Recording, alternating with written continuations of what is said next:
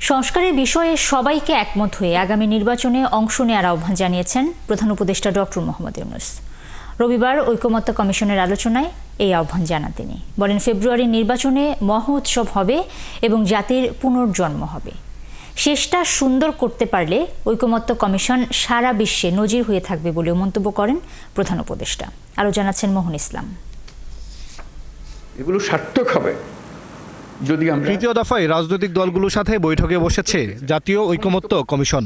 বৈঠকের দ্বিতীয় দিনে কমিশনে সভাপতিত্ব করেন প্রধান উপদেষ্টা ডক্টর মোহাম্মদ ইউনূস।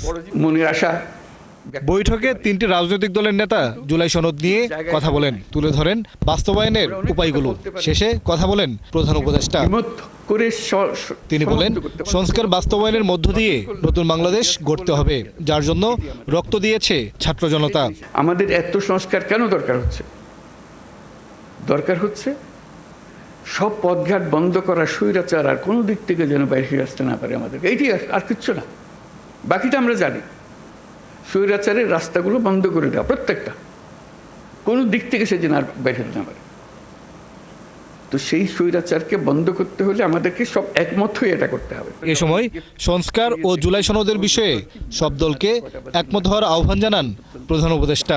আমার একান্ত আবেদন, যখনই আপনারা এই সনদ করবেন কোলাকুলি করে যে হ্যাঁ আমরা একমত হয়ে গেছি, তাহলে নির্বাচন ইত্যাদি সব সার্থক হবে।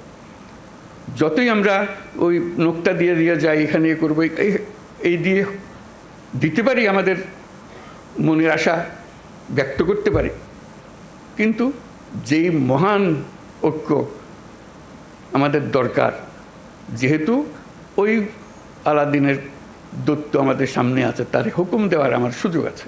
তিনি মনে করেন আগামী নির্বাচনের মাধ্যমে জাতির পুনর্জন্ম হবে, জাতির সত্যিকার নবজন্ম হবে। এটা শুধু নির্বাচন না, এটা নবজন্ম।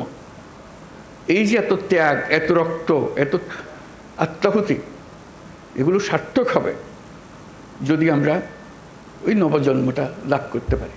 এই সময়টাকে মানুষের ভাগ্য বদলের সময় জানিয়ে এই সুযোগ আর আসবে না বলে মন্তব্য করেন অধ্যাপক ইউনূস। কিভাবে করবে দৈত্য ঠিক করে দেবে। মোহন ইসলাম, ৭১, ঢাকা।